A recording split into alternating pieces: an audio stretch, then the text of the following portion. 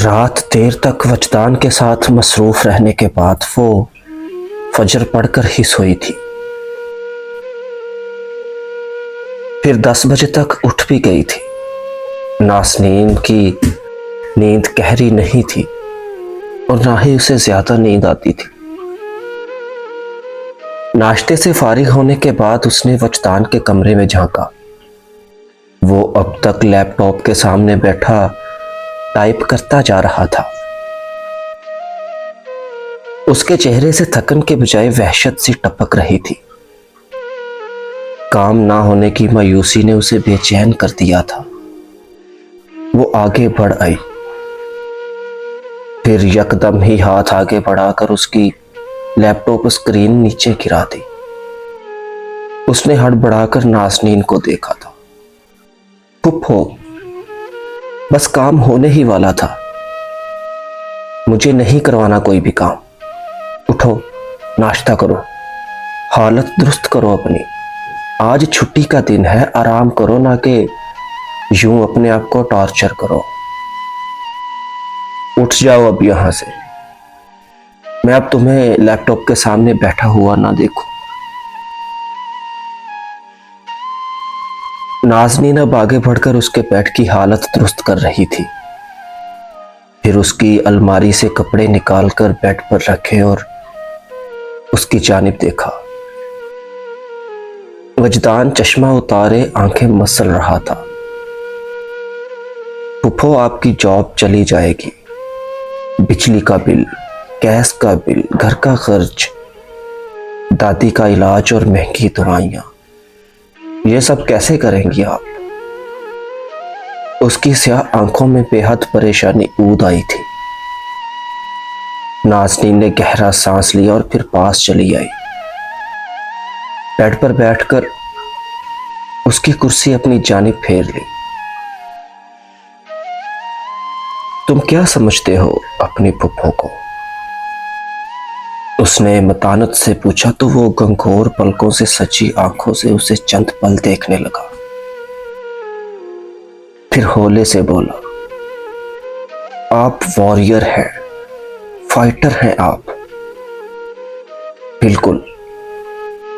क्या कभी किसी फाइटर को तुमने हालात से घबराकर अपने खैमे की जानिब भागते देखा है?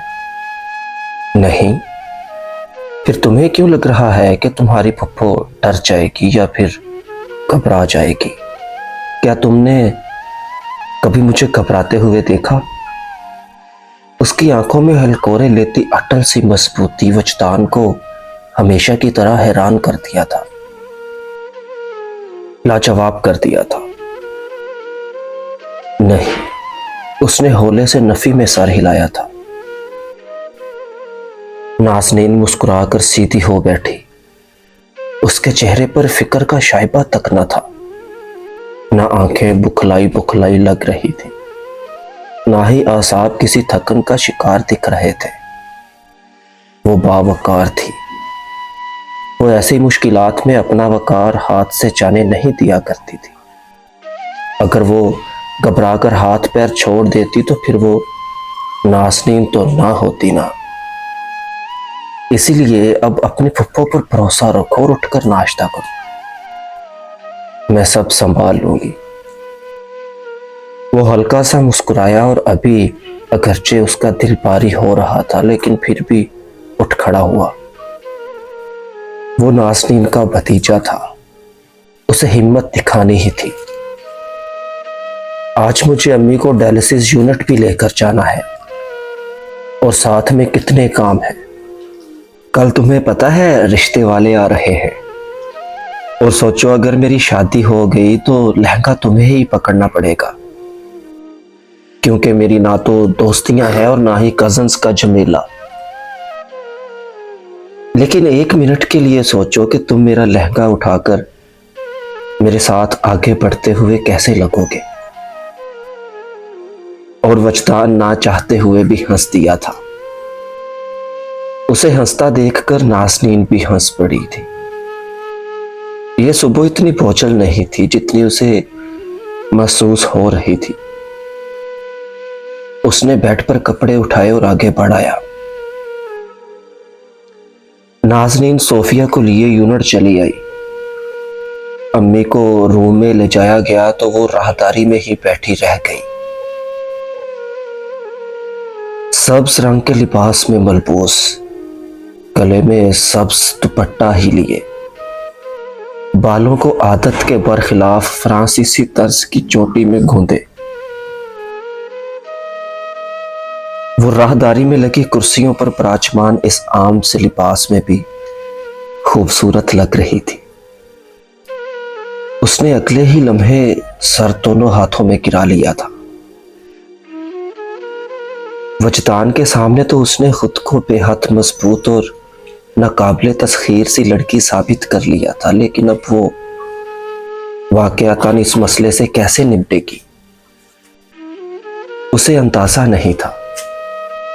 जॉब का होना बहुत जरूरी था। जॉब का जाना मौत के मुतरातिफ था। इस भरी दुनिया में जिंदा रहना आसान नहीं था। यकदम ही उसे जावेद की बहुत याद आई थी। उनकी आगोश, उनका वजूद, उनका होना ही नाज़नीन के लिए किसी पुश्तपनाही का सा काम दिया करता था। अब वो बिल्कुल अकेली थी। उसने हाथों में गिरे सर को उंगलियों से दबाया, लेकिन परेशानी अब हर जानिब तहलील होने लगी थी। बाबा बहुत ज्यादा याद आने लगे थे। उसे वो दिन याद था जब बाबा दोबारा अपने ऑफिस गए थे। वो गर्मियों के दिन थे, जब वो इस कच्चे सहन वाले घर में नए नए शिफ्ट हुए थे। जावेद अगली सुबह उसे दवाइयां देकर ऑफिस के लिए निकले थे। राहदारी में हर जानिब वो हबस सदा सी सुबह बिखरने लगी थी। इस यख राहदारी में बैठे उसे अपना वजूद भी उतना ही घुटन ज़दा महसूस होने लगा था। उसके पीछे हरम ने उसके घर का दरवाजा खटखटाया था। अगले ही पल तौलिए से अपने बाल रगड़ता वजदान दरवाजा खोले उसके सामने खड़ा था। वो उसे देखकर मुस्कुराया। वजदान उसे देखकर हैरान हुआ था,